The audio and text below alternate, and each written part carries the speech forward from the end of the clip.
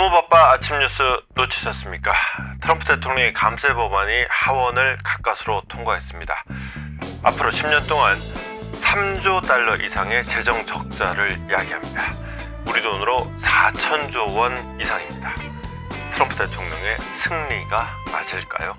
자, 트럼프 대통령으로서는 간만에 반가운 소식이 있었습니다. 미국 하원에서 트럼프 대통령의 중점 법안 빅 뷰티풀 법안이 통과가 됐습니다. 215대 214 간당간당하게 통과됐습니다. 공화당, 민주당은 전원 반대, 공화당 안에서도 2명이 반대, 기권이 하나. 이 기권 하나가 반대만 됐어도 동수예요. 안 되는 거였어요. 이 내용이라는 거는 핵심적으로는 감세입니다. 감세가 없던 감세를 새로 하는 게 아니라 2017년에 트럼프 대통령이 취임하면서 이런저런 감세 조치를 만들어놨어요. 근데 보통 이제 감세 정책 같은 게 기한이 정해져 있거든요. 그걸 일몰이라고 하죠.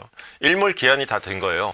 그래서 좀 있으면 이제 감세 조치의 효력이 끝나요. 그러니까 이 효력을 연장시키는, 사실상 영구 감세 조치를 하는, 이게 하나가 있고, 또 하나는 복지 혜택을 줄이는 거예요. 그러니까 메디케이드라는, 그러니까 감세가 되면은 정부 수입이 줄겠죠. 정부 수입이 줄는 와중에 복지 지출이 계속 이어지면은 살림이 더 쪼그라들겠죠. 그러니까 쓸데없는 지출은 줄이겠다 그러면서 메디케이드를 줄이는 거예요. 메디케이드가 이제 저소득층 의료보험이거든요. 정부가 지원하는 저소득층 의료보험이란 말이에요. 이러면은 이제 또 표 떨어지는 소리가 들리죠. 이런 상황이 이제, 그래서 그동안 이제 뭐 이래저래 이제 서로 간에 공화당 내부에서 엄청나게 물밑 조율을 했어요. 그 마이크 존슨이라는 그 하원 의장이 고생 많이 했죠. 트럼프한테 쪼이고, 그 다음에 말 안 듣는 의원들 달래감에 꾸역꾸역 215대 214를 만든 거예요. 이제 하원을 통과한 거고, 이제 상원을 통과해야 되는데, 상원은 의석에 공화당의 여유가 좀 있어요. 좀 있는데 아마도 내용은 좀 바뀔 것 같다 그래요. 내용을 보면은, 구체적으로 보면은 공약 사항도 있어요. 팁하고 초과 근무 수당에 대한 세금 면제, 이게 이제 제일 큰 거예요. 그 다음에 미국산 자동차를 사면은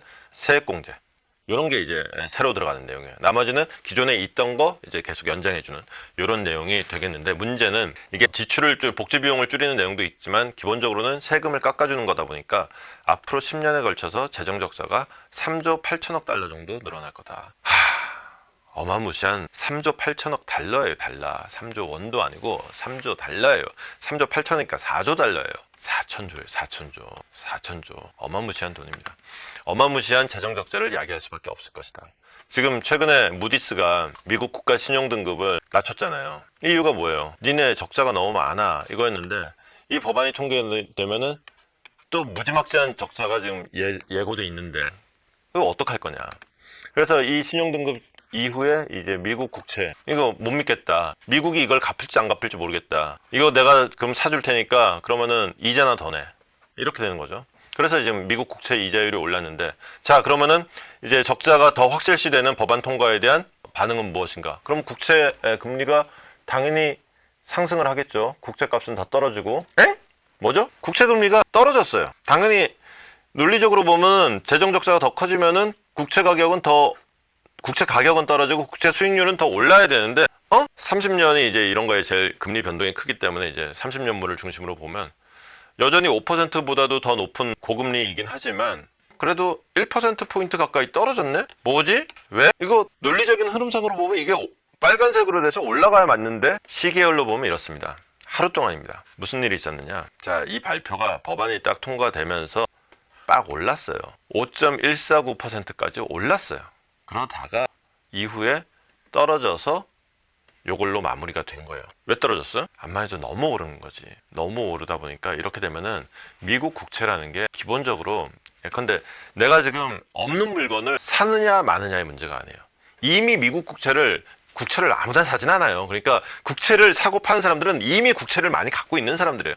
이 사람들이 더 사느냐 마느냐의 문제예요. 이미 국채를 잔뜩 갖고 있는 사람들이 지금 국채값 똥값 됐다고 해서 이걸 한꺼번에 팔 수 없어요. 그러면은 국채값이 떨어지고 있다? 이때 이거를 손실을 많이 하는 방법은 떨어진 가격에 더 산다. 이게 이제 투자에서 대비하는 방법이죠.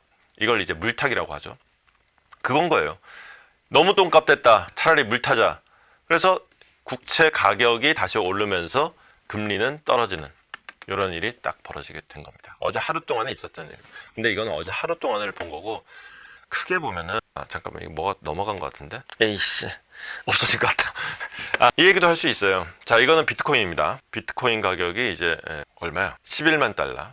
이것도 근데 하루 기준으로 보면은 뭐 좀 이래저래 변동이 있긴 있었습니다만은 좀 결과적으로 좀 오르긴 올랐어요. 1.21%. 근데 하루가 아니라 좀 최근 시계열로 보면은 더 흥미롭습니다. 비트코인이 우리가 그 10만 달러 넘어섰을 때 한번 제가 언급을 해드린 적이 있었고, 그 다음에 뭐 사실은 지지부진했어요. 뭐 별로 재미를 못 보다가 오히려 좀 많이 떨어진 적도 있었고, 관세 등등 하면서 이제 경제가 어떻게 될지 모른다 그랬더니 실체도 없는 이런 비트코인 나부랭이는 뭐 도대체가 못 믿겠다 그래서 많이 떨어진 적도 있었는데, 불과 며칠 만에 쫙 올라가고 있는 거예요. 특히나 제일 많이 올랐을 때는 이건 얼마야? 이거보다 더 많이 올랐었던 게 있었는데 포인트가 잘 거의 12만 달러까지 근접한 적도 12만 달러에 육박한 적도 있었어요. 11만 8천인가 뭐 그랬을 거예요. 이렇게까지 육박할 정도로 지금 비트코인에 다시 황금기가 들어오고, 이게 좋은 소식이냐? 아니죠. 믿을 게 없다, 또는 뭐 미국 국채 못 믿겠다라는 반등에 쌓이는 거죠. 그러니까 미국 국채 금리가 이런 상황에도 불구하고 떨어졌다? 그거 별거 아니에요. 그냥